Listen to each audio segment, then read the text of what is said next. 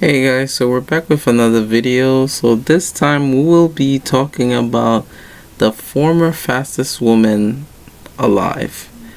Who it is? Carmelita Jeter.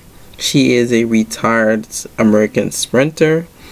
She specialized in the 100 meters as well as the 200 meters.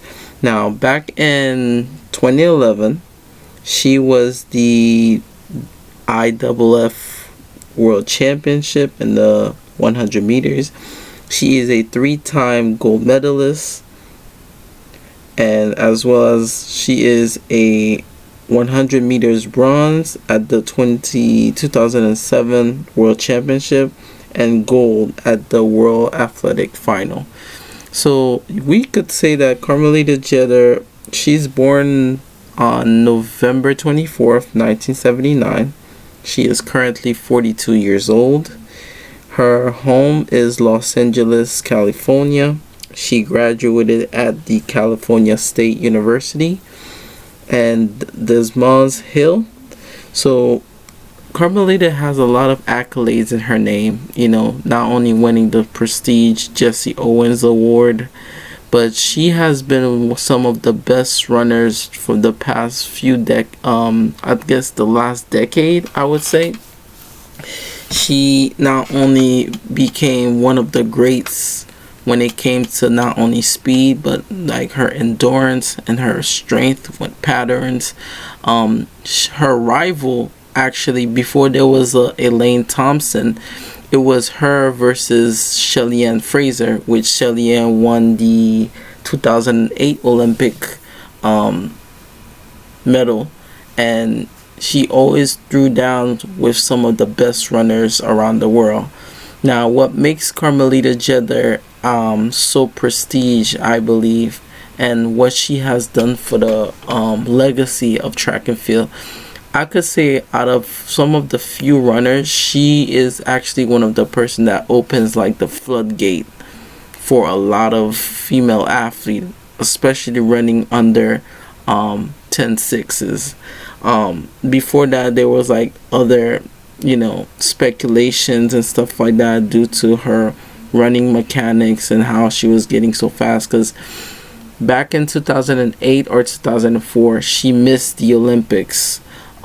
She didn't manage to make the trials, but coming in and from 2004 or 2008, from 2004 all the way up to 2008, and then passing that, she became and revised and became one of some of the fastest sprinters around.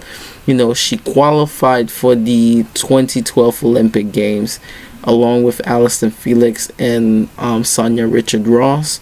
So from the moment we saw Carmelita Jeter coming into the scene from 2011, 2010, 2009, where she got beaten by Shelly-Ann Fraser at the World Championship in 2009, from London 2012 leading on that year, she was one of the fastest person on the planet by coming in running a personal best. I think it was 10.68, and then she brought it down, I think, a couple of months after, where she was currently for 8 years or at least 9 years, she was the fastest woman alive, running that 10.64 and I think 10.64, which made her one of the second fastest person behind the actual fastest person alive, with which was Flojo, which Flojo held the record for the 200 as well as the 100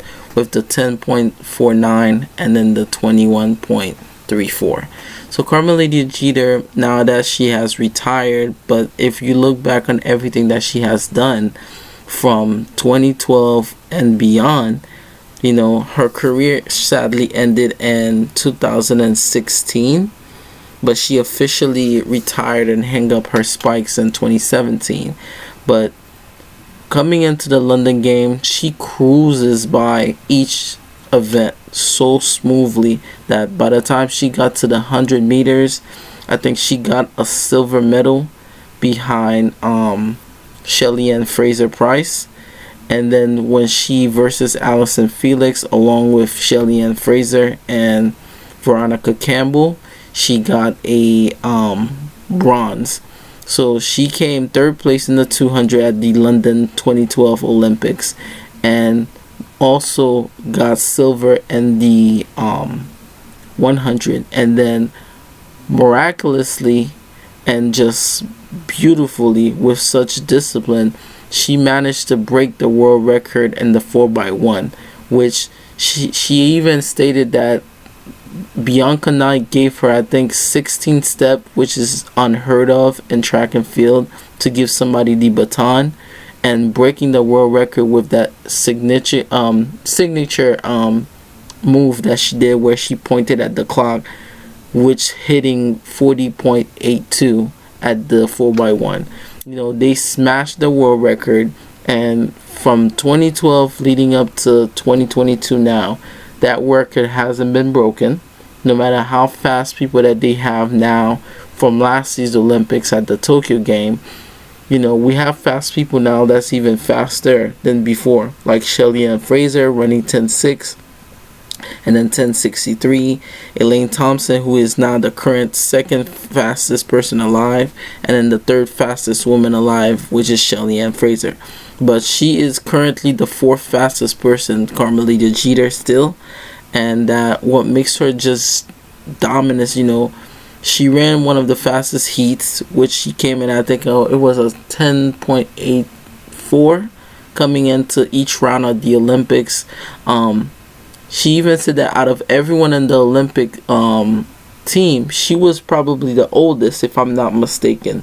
A lot of people even doubted, can she even make another round? But, it goes to show that if you have great physique and you discipline, I think out of a lot of athletes, Carmelita Jeter is probably one of the most disciplined athlete. This is why I say, like, she is one of the athletes I really feel as if she doesn't really get the shine that she needs.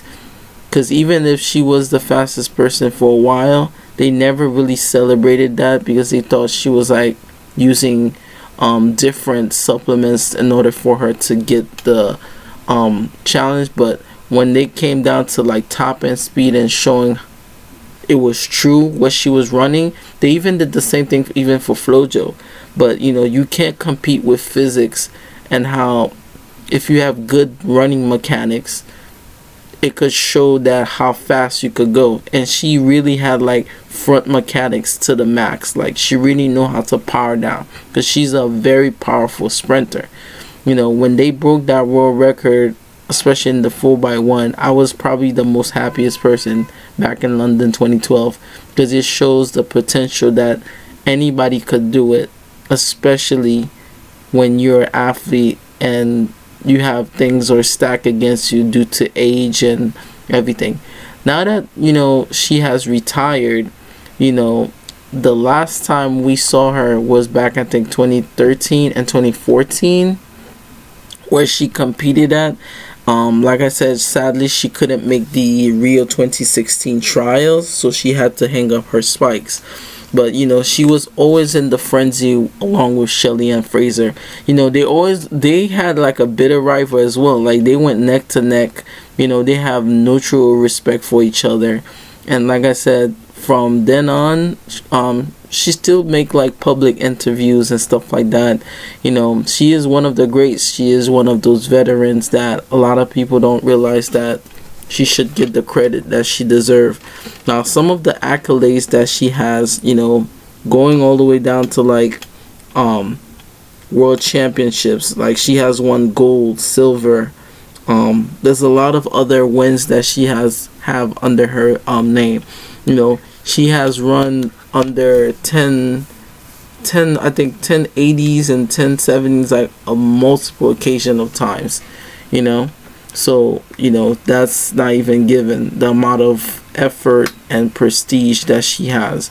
Even by coming into one Olympic, she has broke and shattered a lot of barriers, especially the amount of speed that it took her to break that world record along with the other three ladies. It's amazing, So from one Olympics, she managed to leave with at least bronze, silver, and gold.